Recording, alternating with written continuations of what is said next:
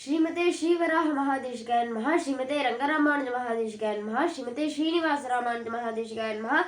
ஸ்ரீமதே நிகமாந்த மகாதேசிகாய நமஹ. ஸ்ரீமதே ராமானுஜாய நமஹ. அடியன் மணப்பாக்கம் மேவுனி பக்தி சாரதாசன். கோதாஸ்துதி 9வது ஸ்லோகம்.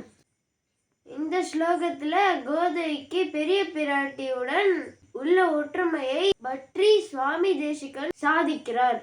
மாத சமுத்திதவதி மதி விஷ்ணு சித்தம் விஸ்வோபஜீவியம் அமிர்தம் வச்சசா துஹானாம் தாபஸ்திதம் ஹிமருச்சேரிவ மூர்த்தி மன்யாம் சந்தப் பயோதி துஹிது சஹஜாம் விதுஸ்வாம். தாயே, கோதா பிராட்டியே, சந்திரனின் மறுவடிவமானவளே, சந்திரமா மனசோ ஜாதஹா என வேதம் கூறுகிறது. நீயோ விஷ்ணு சித்தன் என்கிற பெரியாழ்வாருக்கு புதல்வியாக அவதரித்தாய். இவ்வுலகில் அனைவரையும் நிலவென்னும் அமுதத்தை சந்திரன் பொழிகிறான். நீயோ உலகில் உள்ள அனைத்து சாதியினரும் உயும்படி அமுதத்தை உன் திருவாக்கினால் சுரந்துள்ளாய். சந்திரன் தன் கிரணங்களால் மக்களின் சரீர தாபத்தை ஒழிக்கிறான். நீயோ உனது திவ்ய சூக்திகளால் மக்களின் இல்லற தாபங்களை அழிக்கிறாய்.